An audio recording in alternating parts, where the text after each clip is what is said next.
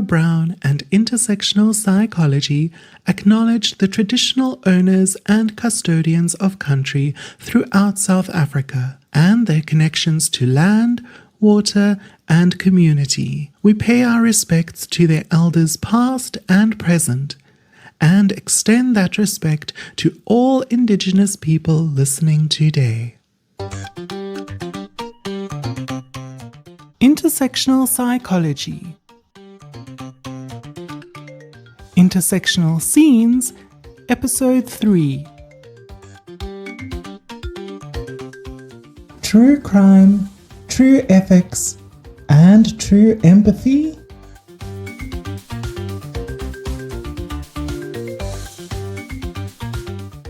Hosted by registered counsellor Aurora Brown, with special guest, podcaster and author Nicole Engelbrecht.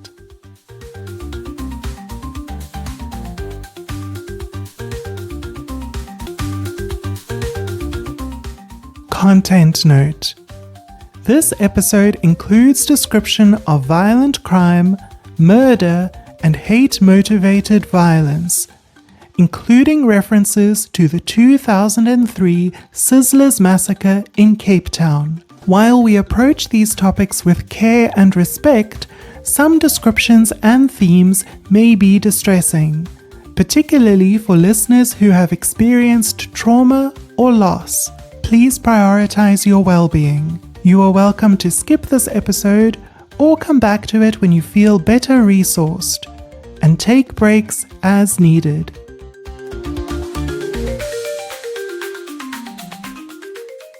You can find an extended version of this episode, as well as a bonus episode with Nicole Engelbrecht, on patreon.com/intersectional psychology.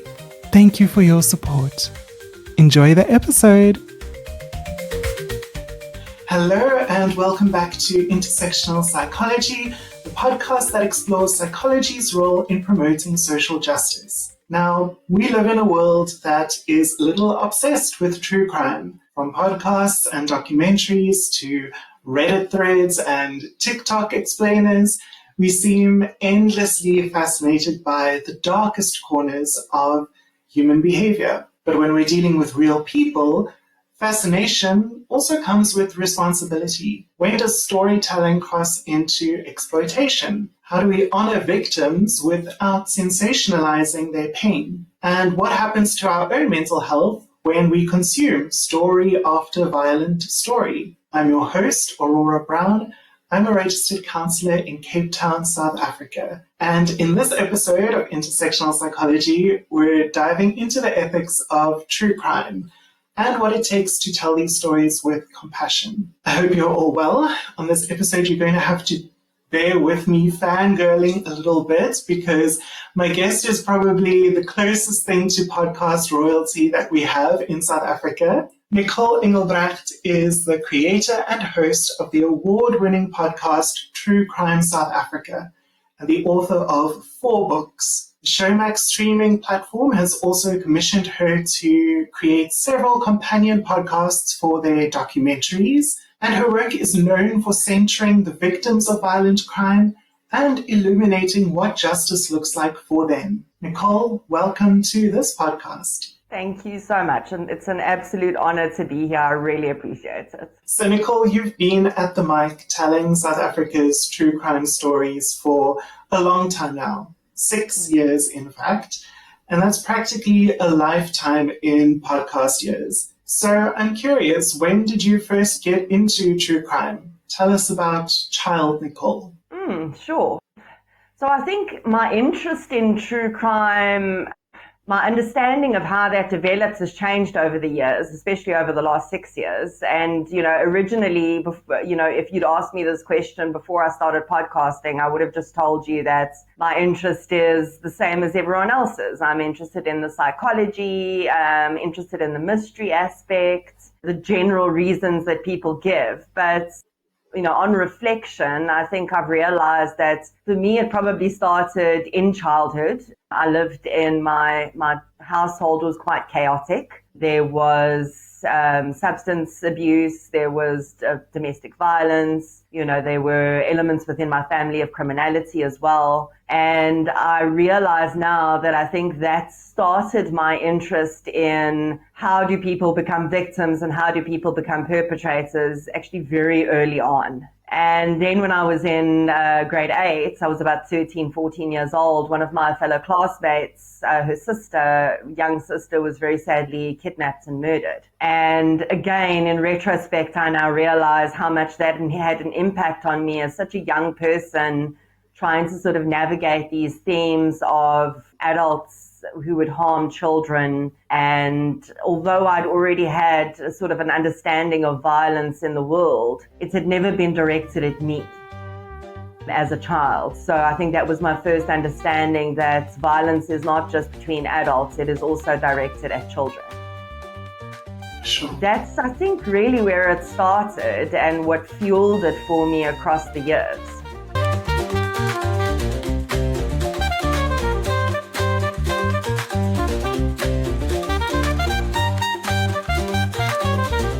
What shifted you from being a true crime enthusiast to becoming a storyteller? So I think the storytelling element as well, that's something I've been interested in since I was a child. I think from 6 years old, I wanted to know how people got their names on the front of books, and I've wanted to be a published author. But the real shift for me into getting into what I'm doing now pretty much happened in 2019. I'd been working in corporate management throughout the years. I'd originally wanted to become a journalist, but that hadn't happened. I hadn't been able to go to university because the finances just weren't there. So I, launched into this corporate career where I was doing really well. But it came to a point where it felt a bit meaningless for me. And I was 38 at the time, and I felt like if there's going to be any time for me to try to shift my career into something more creative, it's going to be now. It's, I want to at least give myself a chance to try it. And the original idea was going to be sort of this creative entrepreneurship of lots of different streams of income, freelance writing, and a whole bunch of other things. And the podcast was going to be a small part of it. I'd recognized that there were podcasts across the world, true crime podcasts, that were doing really good work in terms of bringing awareness to cases. And I saw that South Africa didn't have anything like that. And considering our high rates of crime, I thought that was very unfortunate. And I really did think that the podcast True Crime South Africa was just going to be a small part of the bigger picture and more of a hobby than anything else. And I really fell in love with audio storytelling, and then storytelling in writing form again, going back to my roots. And that just all took off and has now taken over my entire life. And I think, that's a testament to how true crime has exploded globally in the last decade, and also here in South Africa now with you. I think True Crime South Africa is the largest true crime podcast on the continent, which is fantastic. So congratulations. Thank you. Why do you think audiences are so drawn to it at this moment in time? Looking back at sort of the evolution of true crime as a genre, it's quite interesting because it started many, many years ago. In the sort of 60s, perhaps I'm not sure about in South Africa, but definitely in the United States, they had this True Detective magazine that predominantly housewives would subscribe to and would be delivered to their houses by mail. And that was almost a shameful thing at that time. People would hide it along with their husbands' very interesting magazines underneath their mattresses. It fascinates me that even at that time there was this deep interest in the darker side of humanity. I think over the years, as our knowledge base of both offenders and victims have grown, I think that has increased the sort of people's interest in it. Because I think the interest has started to shift more from just wanting to know the salacious details to wanting to really understand the reasons behind the crime. and how people become victims and how people become perpetrators. Of course, access to information has played a large role in increasing people's interest. You can access this information everywhere now. And then of course the ease of being able to create content, whether it's on social media or in podcast form, YouTube channels, that has become easier and easier. So there's so many more people creating content around this. I think also we have this, certainly I think crimes do seem to have become more violent over the years, and certainly in many ways the rate of crime has increased. And as that has increased, I think in parallel, the interest in the true crime genre has increased along with it.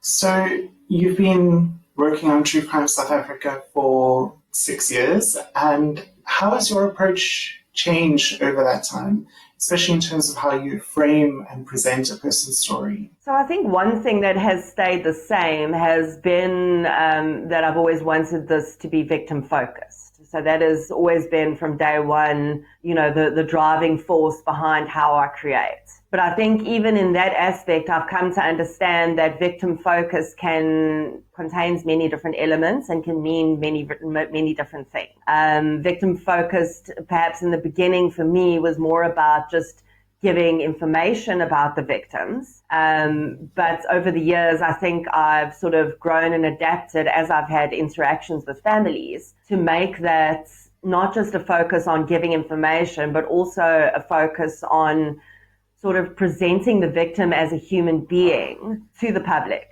in my storytelling. So that has been a shift over the years. And there have been certain things that I would do in the beginning that I don't do anymore, because I've come to learn that I think in many ways they're actually harmful. And that is, for instance, making assumptions about what the victim may have been thinking, whether around the time of their murder or the incident that happened.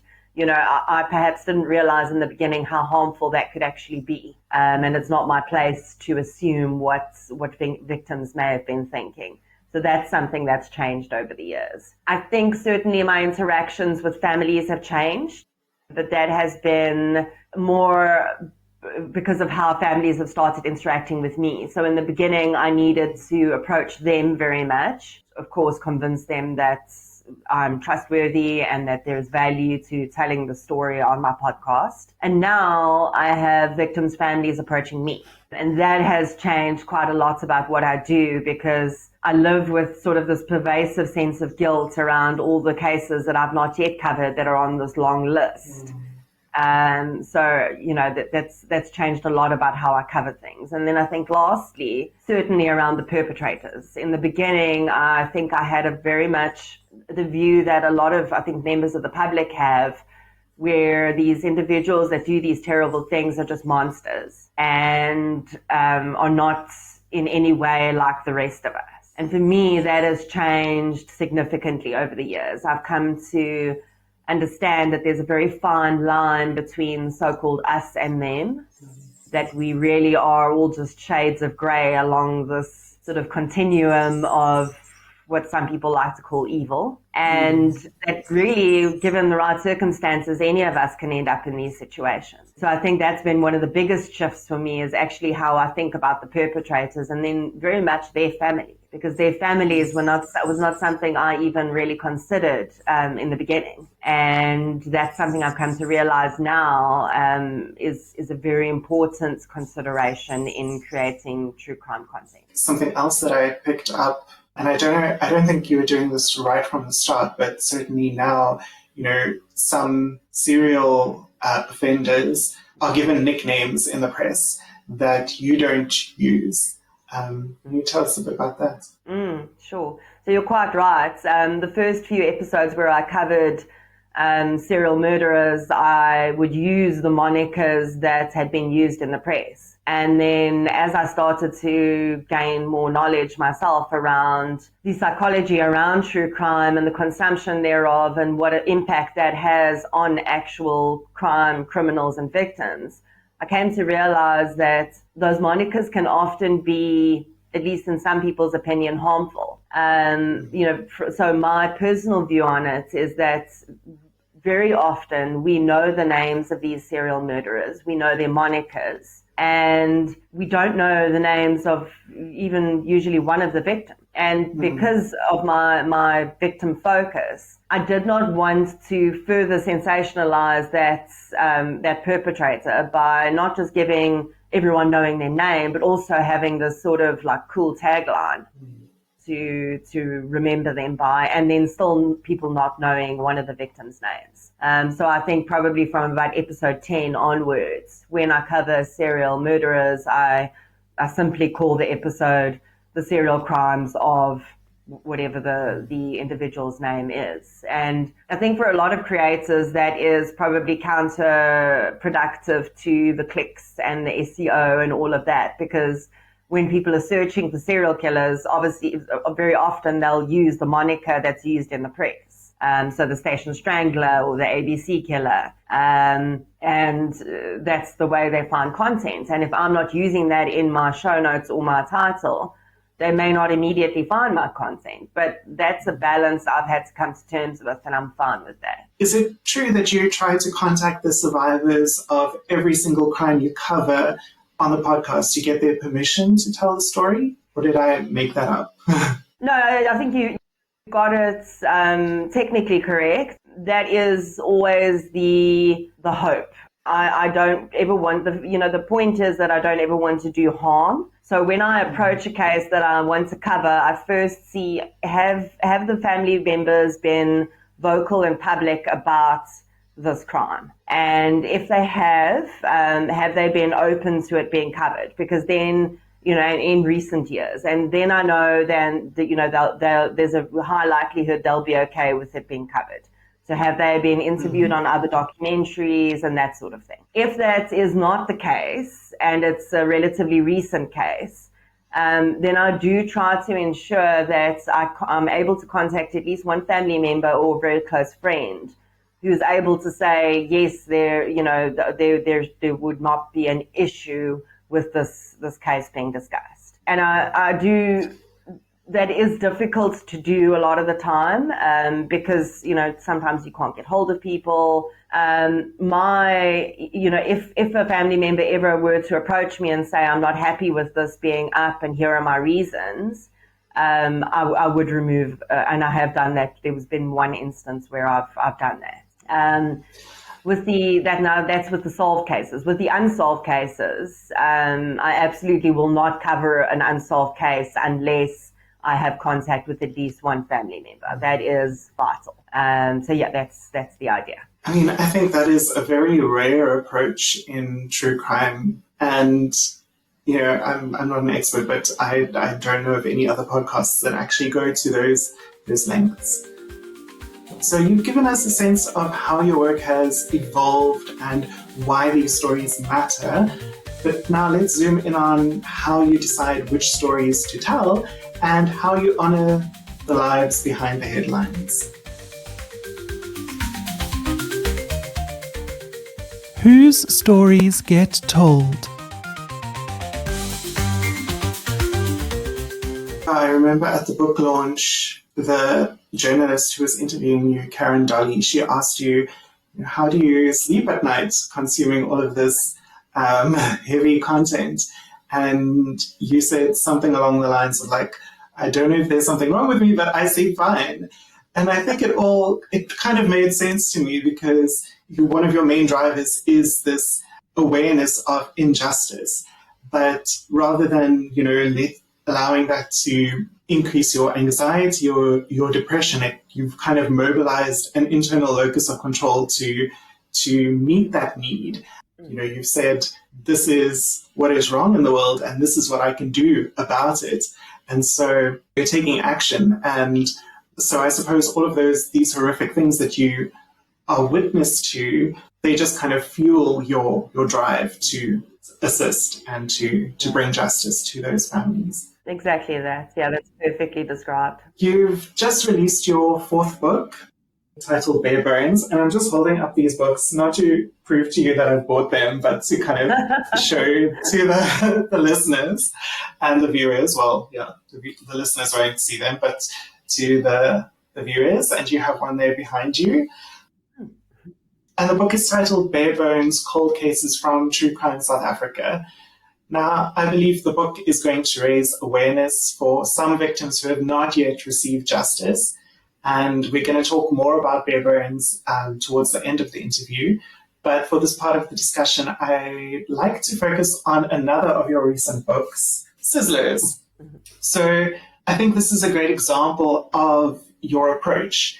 And Sizzlers was released in 2024 and recounts the horrific mass murders of Timothy Boyd, Sergio de Castro, Stefanos Fouché, Johan Meyer, Marius Meyer, Travis Reed, Warren Visser, Gregory Berghaus, and Aubrey Otkar in Sea Point in 2003. Can you tell us more about this crime and why you chose the story at this time? Sure.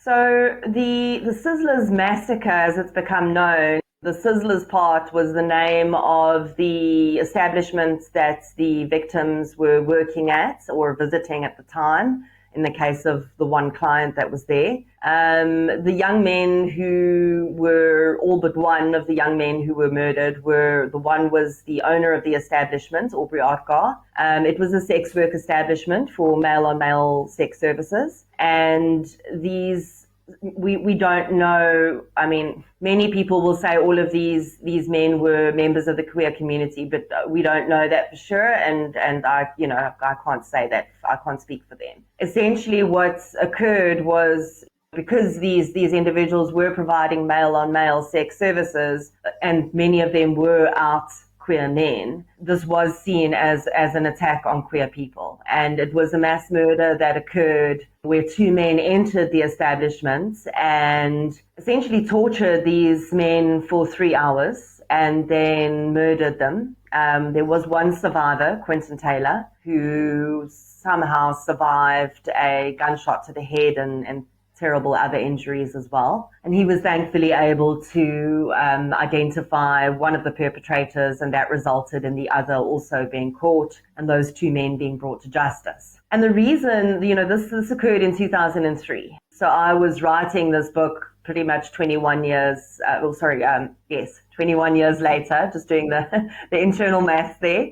And I think that there were a few reasons for why I was covering at the time. As I mentioned earlier, I wanted a case that would sort of show us, and I could help educate the public on the issues in the parole system. And the reason this case was an example of that was because, terrifyingly, the one surviving perpetrator who was still incarcerated was up for parole at that, and is still up for parole with 9 life sentences. That's a terrifying thought. So that was one of the reasons I wanted to be able to mobilize public assistance and public support behind the families to stop that man from being released. But also I thought, as an individual on the outside of these communities looking in, over the last 2 decades, we've made a lot of movement forward from where we were in 2003, where I think a lot of these families felt a lot of shame around, whether it was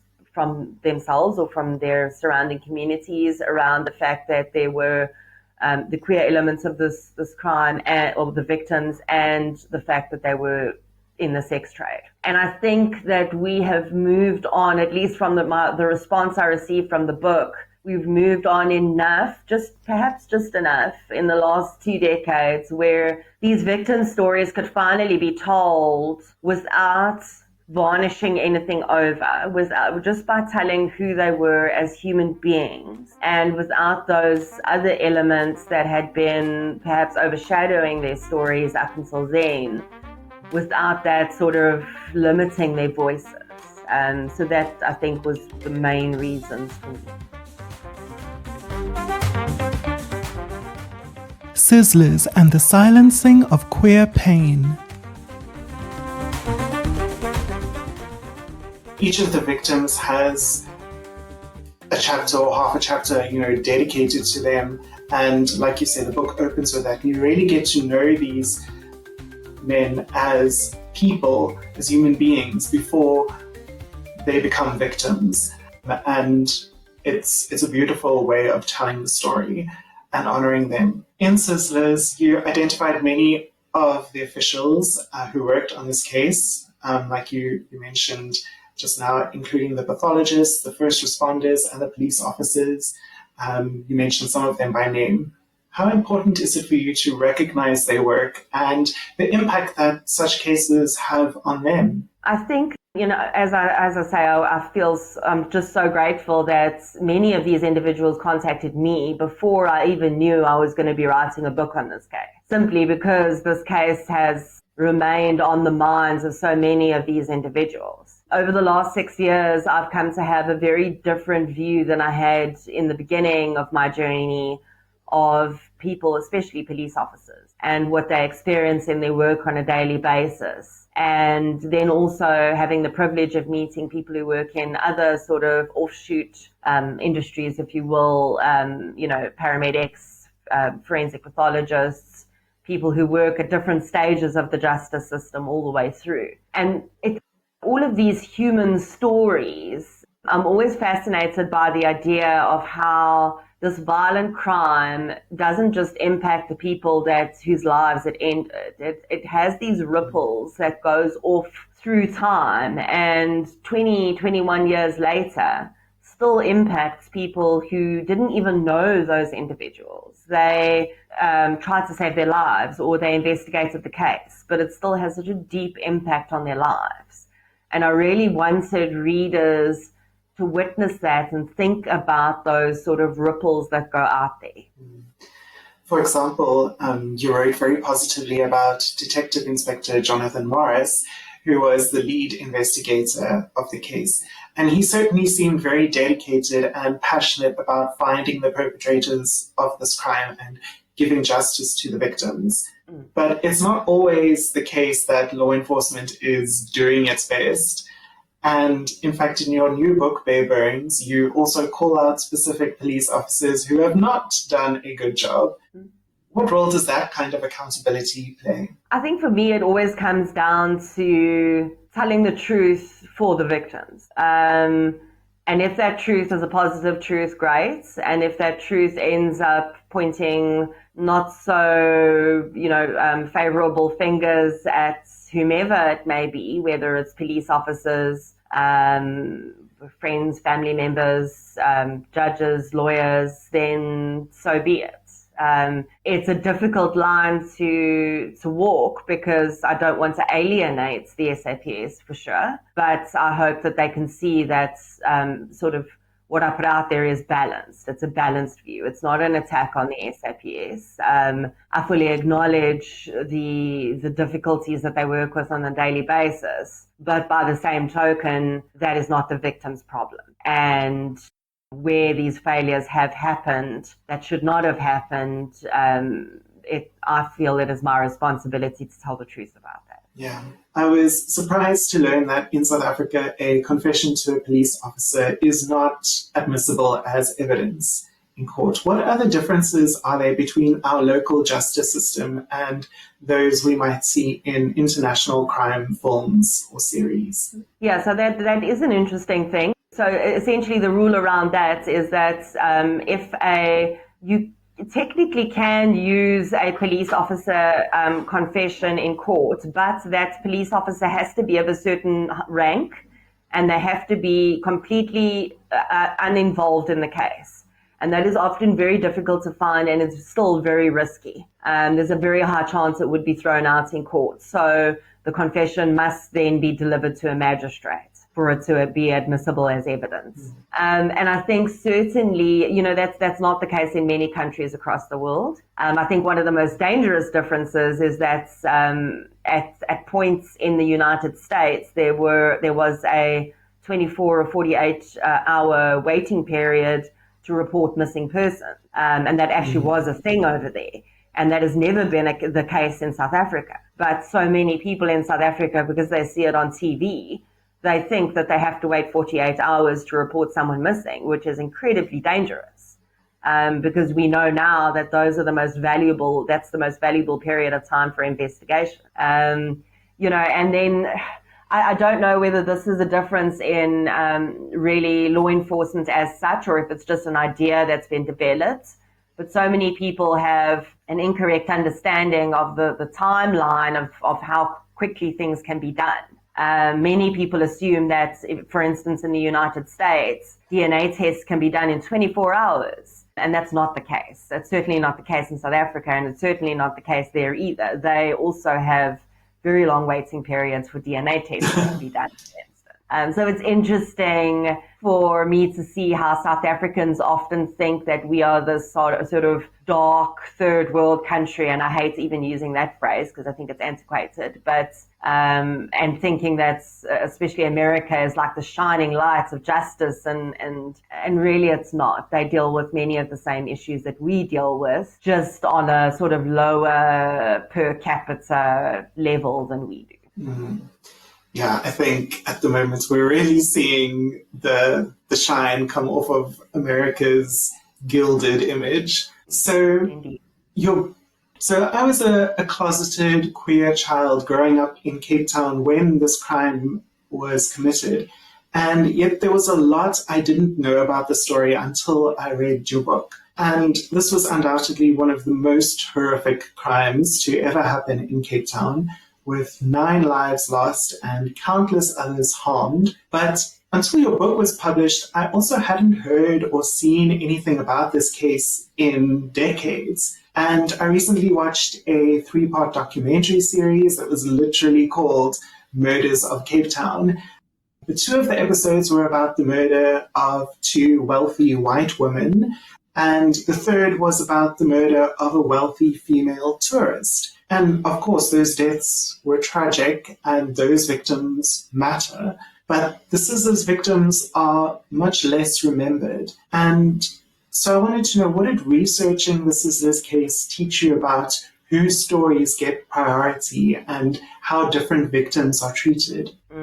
I think from the beginning of this journey, Aurora, I've come to realize that we have what we call invisible victims. We have victims that, for whatever reason, whether it's it's these societal ideas around race, socioeconomic status, where people live, the jobs that they do, especially if they work in sex work, anyone who lives a high-risk lifestyle, who may be involved, who may have a substance use disorder, and then just, of course, generally people that whose lives may represent something that some members of the public may not agree with. Those victims very often do not get the coverage that, firstly, they deserve as much as everyone else. But very often, as you say, their crimes go almost undiscussed. And it's something I learned very early on, because I wondered why Black children who were going missing in South Africa were not getting the same amount of press attention that white children were getting. And I mean, at the face of it, it seems ridiculous because both are just children. But when you look down deep into it, this is an international issue that victims in certain communities with certain traits, living whatever, lifestyles, are treated the same across the world. They just do not, and I hesitate to make this the journalist's problem, because it is the public who is consuming what the journalists are making, and the journalists will only make what the public will consume. So that's something that I've learned along the way. I think that has changed slightly over the years as we've had sort of social media come up, where everyone can sort of amplify voices. But I still see it very, very often, especially in missing persons cases. The minute someone says an individual was perhaps living with a substance use disorder, the interest in that case just plummets. It becomes almost as though people expect something to have happened to them, which in my mind is just completely unfair. And what you mentioned about, there have been 1 or 2 documentaries over the years about the Sizzlers case, but nothing that was really aired, the way we might see something like Devil's Door. That's that documentary that was created around the Krugersdorp murders. And that case deserved as much attention as it got, but those were all white victims who were living very ordinary lives who no one expected to become victims of crime. And I think that's where, there's this weird sort of idea that if you live a certain way, you should expect bad things to happen to you. And that's, I think, at the very roots of victim blaming, and something that I try to, as much as possible, not include in my podcast or book. How do you think the treatment of marginalized communities has changed in the last 22 years? I think we've made some progress in terms of understanding how, the lived experience of individuals who live within marginalized communities, what their lived experience is like. I think we've certainly made progress in understanding. Whether there has been a huge shift, I think there's been a substantial shift, but I also think in many ways the shift has not been perhaps permanent enough or sort of big enough, because there are still far too many instances where I'm seeing, individuals are just not getting, their cases are not getting the attention they deserve because it's not getting the public attention it deserves. And even though the police should certainly be focusing on all cases equally, it goes without saying that if there's more public attention to one case, that they will be pressured by that public attention to solve that case. So if there's no public awareness of a case, then there's no pressure on them to solve it, and other cases will take precedent. So I think we've made shifts, and there's so many people across the world and in South Africa doing incredible work, speaking up and sort of trying to bring equity to these matters. But if I look at myself as an individual, I consider myself an ally. I consider myself a person who has throughout my life never had sort of any idea that I was better or different from anyone else. But even I, only 6 years ago, really came to realize how deep these problems go. And if I, as a relatively open-minded person, still did not understand up until 6 years ago when I started to do this work, then I think the understanding in general is not nearly as deep as it needs to be. Yeah, it's something I've been thinking about a lot the past month is the assassination of Imam Muhsin Hendricks earlier this year. Yeah. And I mean, they had CCTV footage of the men who attacked him, but there's been no update or news about any progress. They haven't caught anyone yet. And I do wonder whether his identity and his work kind of played into or is playing into the seeming lack of police progress in that case. Well, you pretty much read my mind there, because it's exactly him that I was picturing when I was saying those words. It's exactly his case, because I was very lucky to be invited out to, I think it was in March, to a sort of book event that was attached to Cape Town Pride to discuss Sizzlers. And it was just after he'd been murdered, and we had a moment of silence for him. And I recall around that time, I stay away from the comment sections on social media for the most part, because I know I can't change people's minds, especially not on social media. But some of the comments, especially because in his specific case, it involved both religion and sexuality. Some of the comments on those articles were just absolutely horrific. And I think you're sadly probably quite right that it just seems to have drifted off, and there's not nearly enough push to find who did it. So that question of whose stories are heard and whose are silenced brings us straight into one of the biggest debates in the true crime genre, the ethics of true crime itself.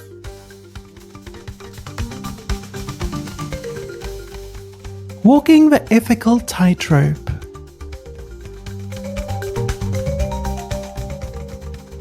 What are the biggest challenges to writing about a true crime story that involves real people? I think that my understanding of how harmful it could be and how helpful it can be has changed over the years. And as I've said many times now, it all started out with that sort of victim focus, which has been so helpful to me to bounce my decisions back off as a sounding board every single time, whether I'm writing a book or doing a podcast episode. That's always my go-to is, does this serve the victims? And that's helped me to make a lot of sort of confusing decisions over the years. But there are so many considerations. First and foremost, of course, is the victim and their memory and their voice. Whether there's been justice for them yet or not is a very important consideration in how I present the information I'm putting out there. Their families, of course, as we've already discussed. And then also, to an extent, the perpetrator's family. Because I've come to understand how difficult it is for them, who they did not commit a crime. Very often they live with a deep sense of shame around what their loved one has done. And they have to make difficult decisions about whether to support the individual they still love as a family member, while simultaneously not agreeing with what they did. So that's a very important consideration.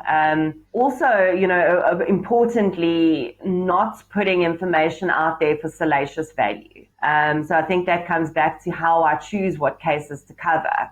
You won't find me covering cases that are in the news at the moment. I don't do that because, yes, I'm sure it would drive lots of clicks and views to my channels. And I'd probably be, 20 times the social media following that I have now. But that, to me, does not serve what I'm trying to achieve. I'm not here to be a commentator on a day-to-day basis. I want to be a voice for victims. So that's, that have been the types of considerations that have come up for me over the years. And it changes all the time. As I speak to new families, they make me aware of things that have been difficult for them or would have been helpful to them.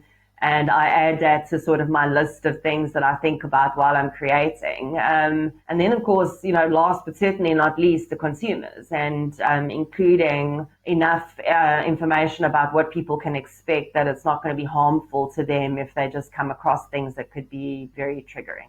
So Nick Nevin is an experienced first responder, but he said that the Sizzlers crime scene stands out from all the other crime scenes that he's attended, because, in his words, it just felt like it was evil. Similarly, Detective Inspector Jonathan Morris, who was the lead investigator, called it the most gruesome scene I have ever experienced in my entire police career of 27 years. Could you tell us more about your decision whether or not to include descriptions of the crime scene and the victim's injuries in your book? Sure. A lot of people have asked me in the chapters where I introduce you to the victims. I introduce you to the victims, and then I end each of those victim sections with a few lines from their autopsy report, directly pulled from the autopsy reports. And the reason that I do that is whenever I do decide to include details of injuries, I will only do that if I feel it's important for the reader or the listener to understand what those victims went through. And I think specifically in the Sizzlers, the 3 hours of torture and the way that those victims were eventually killed, and even the extent of their injuries, depending on which of the two perpetrators actually killed which victim, was important for the readers to know about. Not just because I wanted them to understand really what these men had done and why the surviving perpetrator should not be released from prison, but also to understand sort of the difference in psychology between the two perpetrators, because the injuries spoke to that, as I discuss in the book. In the podcast, I will give a description of whether it's blunt force trauma. I try to use more, I don't want to sanitize things, but I will use more sort of clinical terms, such as blunt force trauma, sharp force trauma, those types of things. Again, if there is a detail that I think is important to understand the victim's level of suffering or the heinousness of the crime, I will include that. Particularly when it comes to sexual crimes, there are some details that I do not include if I do not think it's important, particularly the nature of rape that occurred. South Africa, rape is rape. We're very lucky to have very all-encompassing laws which understand that any form of non-consensual penetration or sexual act is considered rape and has the same form of harm for all victims. So we don't go between those. And that's why often I won't include details of the manner of rape. That's sort of my thought process. And then, of course, most importantly, the victims' families are going to be reading this. And I need to keep that in mind when I'm writing, and I do. All the time. They're forefront of my mind. You often acknowledge that crime also has secondary and tertiary victims. What does this mean? Sure. So I think this is a concept that I'd always sort of understood to an extent. I spoke about the sort of ripples that go through the world after a violent crime. But really that concept formulated for me when I looked into the samurai sword murder, the crime of Morne Haramsa, which occurred at a school. And he had planned a mass murder, ended up killing one young man and injuring another three. And I think that environment had sort of painted this idea of primary, secondary, and tertiary victims for me. So the primary victims in a crime, of course, are the victims themselves, the people who are either injured or lose their lives. Secondary victims around that are usually the family, individuals who were usually present at the time and had first-hand contact with that crime in whichever way that would have been. And then the tertiary victims become individuals like first responders, police officers, journalists, children at schools in the community that's, using that as an example. For Sizzlers, it would have been other queer people in Cape Town who had this sort of third-hand trauma of perhaps not even knowing these victims, but understanding them so deeply as being part of the community that it felt like it was a personal harm. So those are those three layers. And I've come to realize over the years that you do not need to be present or even know a victim for 20, 25 years later still to be deeply psychologically impacted by an instance of violent crime. Some of the victims' families and friends in the Sizzlers case chose not to speak with you or be involved in the book that you were writing. However, you still managed to compassionately and empathetically tell as much of their story as possible and acknowledging, their boundaries. How do you navigate these situations of acknowledging and honoring how each family chooses to grieve? It's incredibly difficult, specifically with Sizzlers. I think was the most difficult of all the cases I've covered in those terms because there were so many families.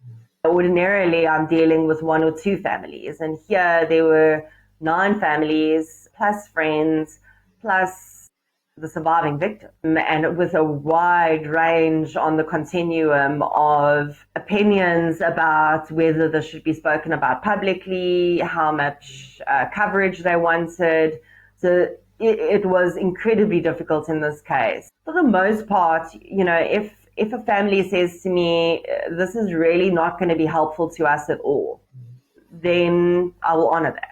And if that's their choice, then I will not cover that case. Because there was a greater goal to covering Sizzlers specifically in the book around the parole and ensuring that this man stayed behind bars, I tried to navigate those quite carefully and just hopefully get those family members to understand that my goal is not to sell books, is not salaciousness. It's very simply to get you guys support. And so just tried really hard to honor how they had mourned thus far and, not mention names where I didn't need to, but also not wipe the victim themselves out of their own story and honor the fact that they were there and they did lose their lives. So one paragraph from your chapter on the journalists really leapt out at me.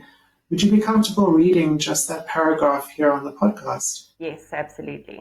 A member of the queer community himself, Herman Latachan, says there was a sense of collective mourning, perhaps not just for those who had been killed, but also because Sea Point had been perceived as a place where one could be oneself. Now, though, Latachan feels that people have forgotten. There should be a plaque of remembrance or something, a day, anything. But then many gay people get killed in South Africa because of rampant discrimination. There should be more awareness, but it seems like rich and middle-class queer people don't really care. Thank you. There is so much to unpack in this paragraph. We've already spoken about how victims from marginalized communities are often treated with less concern. But looking at this through an intersectional lens, it's heartbreaking to be reminded that even within the queer community itself, there is carelessness for these victims and discrimination against them because of their class and their employment as sex workers, which is infuriating because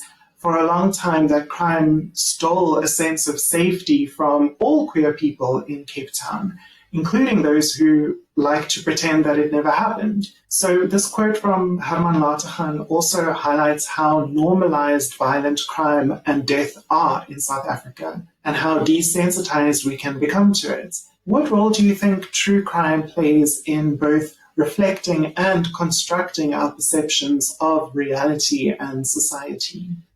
I was listening to a conversation the other day about someone in America who was discussing the true crime genre and why it's so popular. And they said something interesting to me, which I've started reflecting on and wondering how I can sort of integrate that into my own work. And they said that the true crime genre is as popular as it is because it is sanitized. The reality of the pain of the victims, as well as the ongoing pain of families, and the pain that whatever internal pain led a perpetrator to commit a crime, is sanitized and squeezed into a 30-minute abbreviated version. And that is something that has stuck with me because, again, I don't know if the opposite of sanitizing is putting everything out there for the world to see. And is that sensationalist? My concern is that how far do we go in being real? And if we're not, what we're putting out there is not real and raw, then are we guilty of sanitizing it to make it into entertainment rather than what it is, which is a very horrible recollection of various terrible moments in people's lives. I think that my hope is that true crime content creators and the genre as a whole can begin and has been, but can more play a role in advocacy and education and awareness. And if that has to be at the cost of being entertaining, then let that be okay. That is, for me, the value of what can be achieved. I don't know how many content creators, directors, writers across the world would go with that, because there is an element of people create content to make money. And money, the money only happens if people sell things. But I think that it can, there's so many ways it can be damaging, but there's so many ways that it can be very beneficial. If consumers, I think, change what they expect to see and hear and read in this type of content. This just made me think about, if we had a universal basic income in South Africa or everywhere in the world, people could create content for educational purposes without worrying about whether they're going to make money. If we could eliminate that need. Yeah, absolutely. You've just described some of the tightrope walking that comes with telling these stories ethically. But of course, the person walking that rope is you. So let's talk about what that takes on a human level. The human cost on the storyteller. How do you manage your own mental health when you're constantly immersed in real crimes that happen to real people who you can identify with? What practices keep you mentally healthy? Yeah, so I think I realized that, in my childhood, I developed this sort of skill of compartmentalization. And I realized that I developed that skill because of, living in a quite a chaotic environment, and it was really a survival skill. But that survival skill has become my superpower, to help me sort of keep up the dividers in my mind between these various cases and everything else. But I think what you mentioned earlier about the good in what I do sort of outweighing the bad is really the thing that helps keep me sane, if you will, or prevents any, permanent harm or temporary deep harm to my psyche or me physically, I guess. It really has become that this work fuels me so much, and I am so passionate about the good that I can do, that really helps me to negate the negative side of things. In terms of practices, I mean, for a while I have been doing a little bit of meditation in the morning, which I think does help.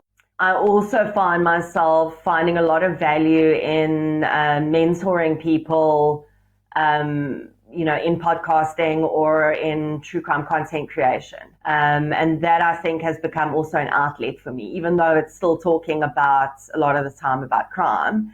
It's more about developing the individual and their storytelling and, the possibilities that may be for their future. I think I'm a naturally resilient person. Perhaps some of the tactics that I use to cope are probably not the healthiest in terms of really just putting it behind me and carrying on to the next one. But so far it's worked for me. Yeah, but I think it's, that's certainly not advice that's going to work for everyone. And I've found in my mentoring that there's a very specific type of person that can do this work every single day for 6 years. And I recommend that anyone working in true crime content creation definitely take significant breaks to ensure that they are taking care of themselves. Although you describe the crime scene photos and videos that were displayed in court, your descriptions are never gratuitous. In fact, they're quite clinical. However, from the level of detail you use, for example, one phrase stuck out to me in Sizzlers. You said, the dominoes scattered across the floor. That is so detailed. It sounds like you yourself have seen these photos and videos. So how do you decide what to expose yourself to when you are covering a case?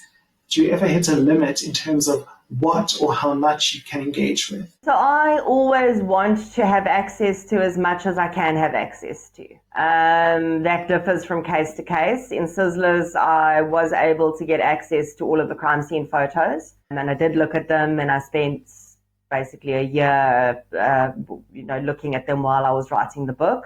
I will never say no to a piece of evidence that's offered to me, but there are days when I realize I don't have the emotional capacity to be working on that. And I think I've become quite good about gauging my own level of mental strength for that day, what's in the battery, and doing the really tough stuff like looking at those photos and just making descriptions of them, saving that for the days when I do have a bit more emotional capacity. But that's, the human elements of all of these cases is what's important to me. And those photos often capture horrific scenes, but if you look beyond the horrific scene, it captures the humanity of those victims in the background, especially if they're killed, in their home or the place where they were staying. You've just described yourself as a people pleaser, and we've spoken about how you take on responsibility for the cases and the people you still need to get to. How do you handle criticism from families or listeners or online audiences for the way that you've covered a case, or even saying more generally that true crime commodifies tragedy? So I think out of all of those, if there's any criticism I would take most seriously would be from a family or a surviving victim of that case. That's any comment from them is most important to me, and I would absolutely focus on. And if there's something I can do if it's a negative comment, if there's something I can do to make them feel better about it or understand my reasoning and my processes better, I'll do whatever I can. As for I've learned to take comments from where they come. When it's listeners and people who I know have been engaging with my content for a very long time, understand who I am as a creator and what my values are. If they have a criticism, I am absolutely open to that, open to listening to what they have to say. When it comes to those sort of really base comments that come from, I guess what you can just call trolls or keyboard warriors, I've had to learn to sort of, it bothers me in the moment. It sometimes angers me and makes me wonder, but I've learned to take those from where they come and as much as possible let them sort of bounce off me, because I know why I'm doing this. I know what good the podcast and the books are actually achieving in the real world. And I know how many sacrifices I've made over the last 6 years to be able to achieve this. So there's a range of reactions from me to various people and various levels of criticism, but it's very much from where it comes. But I'm always open to proper constructive criticism and correction and that sort of thing. Yeah. You've described that impact on yourself so honestly, and it's making me think about how this emotional load doesn't just affect creators, but also the listeners. So let's kind of flip the mic for a bit and talk about the audience for a moment. Audiences and responsibility.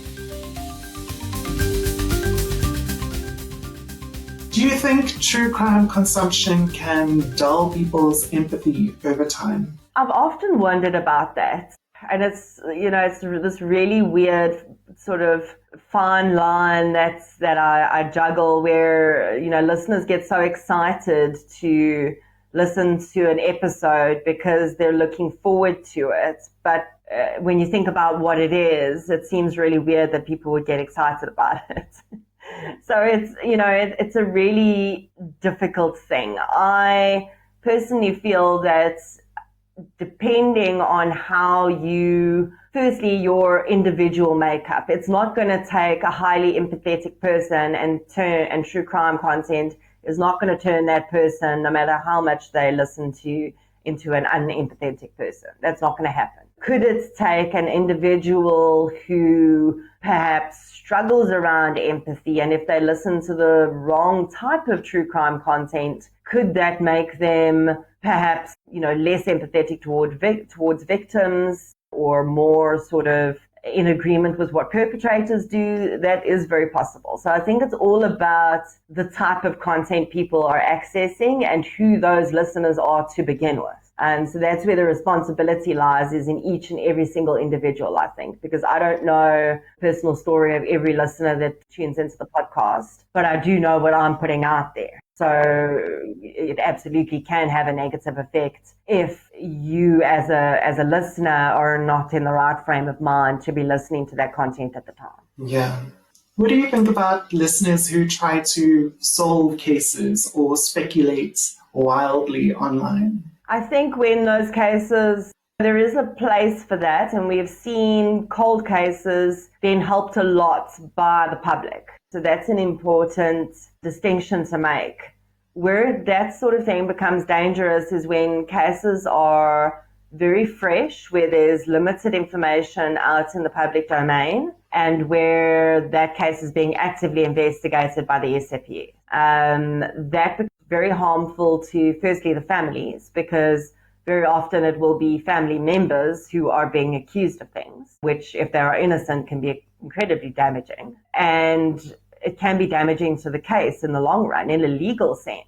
Social media, speculation, attempting to identify perpetrators before they've appeared in court, naming people, naming minors or rape victims, for instance, can have a long-term effect on the legal consequences that a case has. So it can be both helpful and harmful, but in the immediate aftermath, especially on the podcast social media platforms, I really try and keep a rein in on speculation. What responsibilities do you think audiences have when consuming true crime? So for me, it's probably going to depend on the consumer themselves, but as much as you want to consider this content as entertainment, you have a responsibility to recognize that it is someone's lived reality. And you are not entitled, firstly, to that information. You've been given it because it's been developed as a genre and a lot of it's in the public domain. But you do still have, I feel, a responsibility to consume content that is, firstly, not glorifying perpetrators, and then not go on to glorify crimes and criminals yourself online or, in the other domains. And I really would like to see more consumers taking on a responsibility for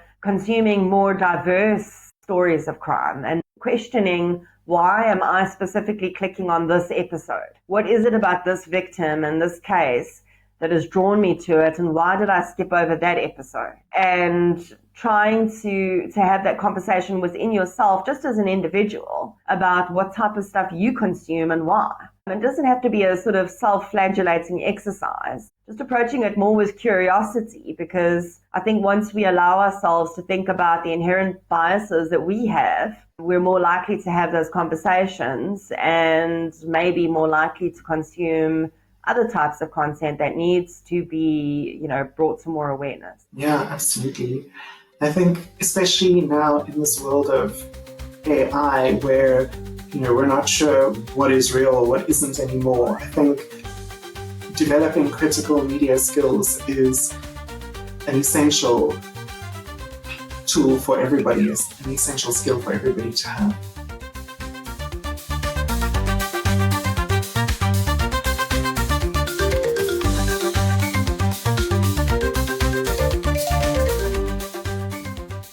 What would you say to new podcasters wanting to enter the true crime space without burning out? So I would definitely recommend that they do what I did not do, which is implement a seasonal format. Decide how many episodes are going to be in your season, and before you even start, prepare your listeners for a hiatus after your season ends, to really firstly give yourself a break, but also so that you're not, like me, running around like a headless chicken from week to week, trying to create episodes one after the other. So that would really, and it is always my biggest piece of advice. And it seems like a weird piece of advice, but it's become almost the biggest mistake that I made in this journey, was not doing that in the beginning, because it's very difficult to implement after 200 episodes. How can fans of the genre protect their mental well-being, especially if they have their own trauma history?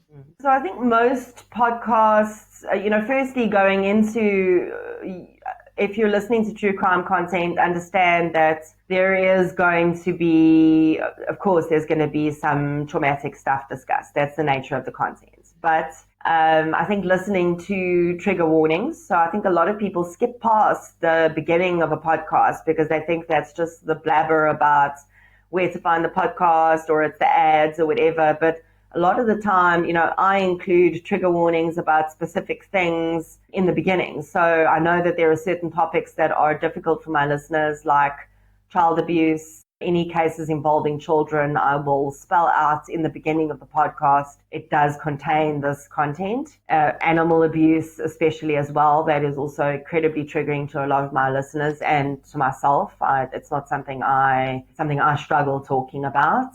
So listen to those trigger warnings. And an interesting thing that I've found is, because so many listeners have become really brought into my journey as a podcaster, they almost feel bad if they don't listen to the podcast every single week. They feel like they're not supporting me, that they'll voice that on social media. And to me, it's wonderful, but it's also concerning, because of the content I create, I want my listeners to feel like they can take a break if they need to. And I will often, in the beginning of episodes that are going to be particularly bad, I will say, if you think that this is not an episode you'll be able to listen to and be okay with, please stop listening now and I'll see you next week.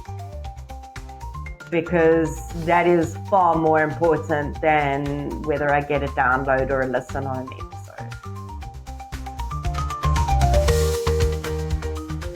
A true crime pro rethinks the genre. So before we wrap up, I'd love to take a quick look ahead because the genre is still growing and also changing fast. And I suspect you have some thoughts on where it's going.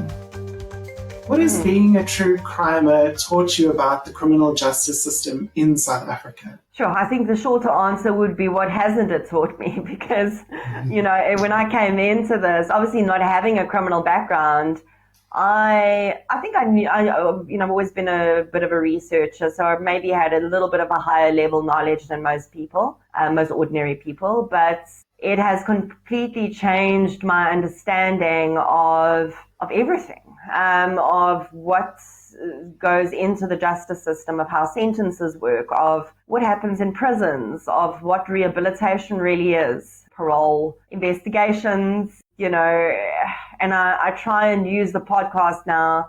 As I'm learning on the podcast, I try and help listeners to learn as well, because I think that's vital. And I think some of the greatest comments I get is when listeners tell me that they learn something in every episode of True Crime South Africa about crime or the justice system or investigations, because I'm learning too. So, I mean, it's impossible for me to list everything that I've learned, but I really am firstly a completely different person than I was 6 years ago. And I am also, I think, completely differently than I did 6 years ago. So it's really been a sort of 180-degree turnaround. Yeah. How does this relate to your latest book, Bare Bones? I think Bare Bones is very much an extension of True Crime South Africa, not just in the cases, but in that I wanted to use it as a platform to get people who might not be listening to the podcast to really understand what their rights are within the system should something horrific like this happen to them or someone that they know, but also what their responsibilities are as citizens of South Africa. How engaging in and around criminal cases in whatever context comes with a huge sense of, there is a level of responsibility for everyone involved. So I think I wanted to use Bare Bones to get that across as well. What are the top 3 true crime podcasts on your playlist? So interestingly, over the years, I've sort of drifted away from listening. I do still listen to true crime, but I don't listen to a lot of so true crime really comes in 2 forms in podcasts. You've got like True Crime South Africa, where it's a different case every week. And then you've got the sort of longer episodic or sort of serial podcasts that cover one case in lots of episodes and dives much deeper down. And interestingly, I've sort of started to steer away from the one case per week type of episodes, and I listen to a lot more deep dive sort of series podcasts. So I've been listening to recently one called Death in Dubai, which is about a young Ugandan girl who it focuses on her journey being trafficked essentially to Dubai and her death there and whether that was suicide or murder. And then also another case called Paradise, which actually goes back to a very old cold case that I think happened in the 70s. And it's sort of an international case that crosses lots of different country boundaries, but is also incredibly interesting from a cold case perspective. And then the one that I've been listening to that is a different case every week is called Familicide. And that is, the reason I'm drawn to it is because it's created by a victim of such a crime. So one of the presenters is a lady whose brother murdered their mother. And she interviews victims of familicide crimes. And she just adds such a different element. You can hear how the individuals speaking to her so deeply trust her because she understands their lived experience. So those are the 3 that I've been listening to and finding a lot of value in lately. Thank you so much, Nicole.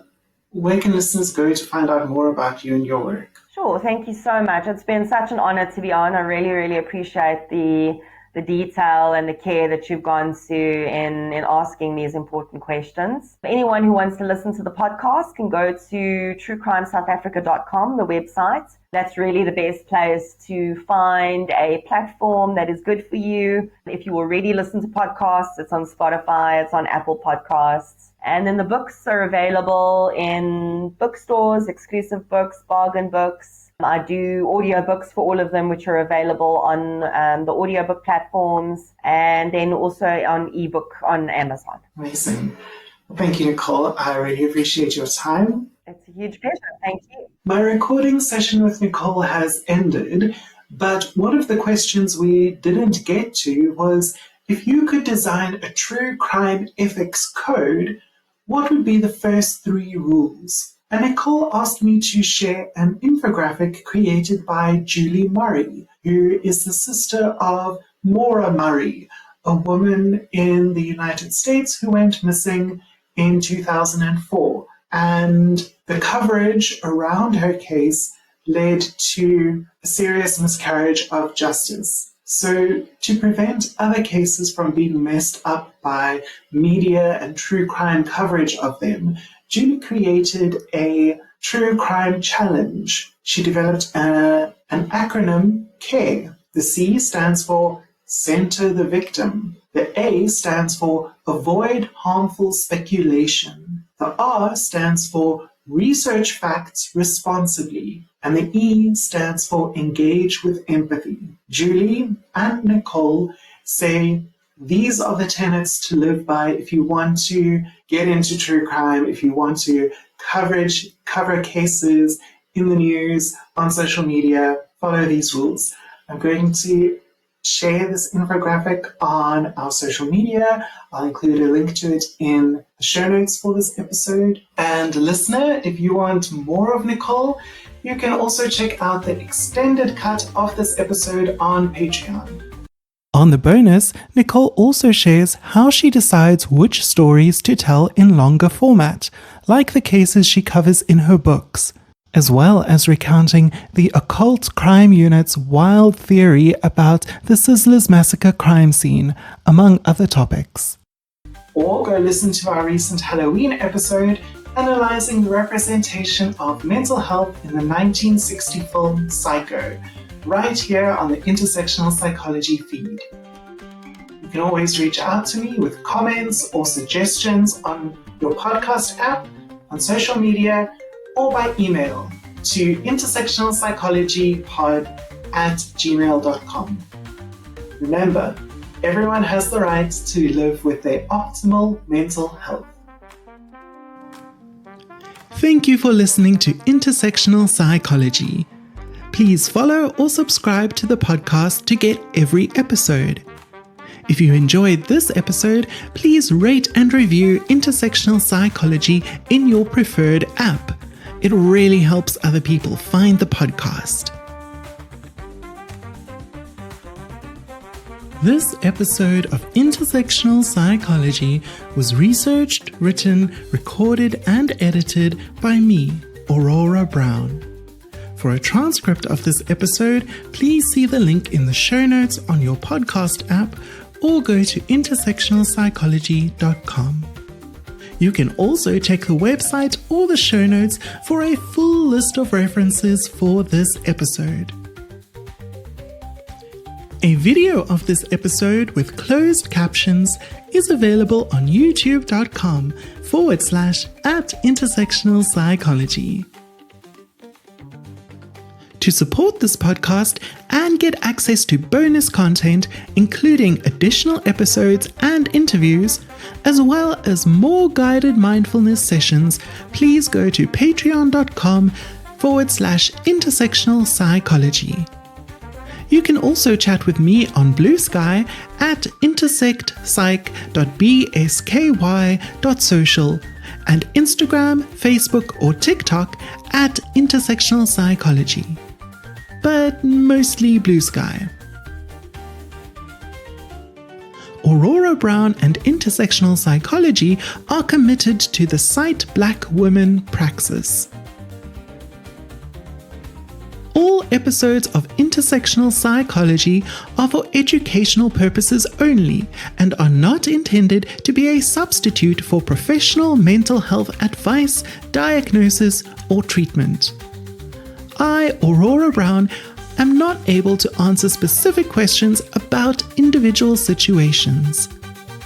Always seek the advice of your health provider with any questions you may have regarding a mental health condition. Never disregard professional medical advice or delay in seeking it because of something you have heard or seen on this podcast. If you think you need immediate assistance, please call your local emergency number or any mental health crisis hotline. Everyone deserves good mental health.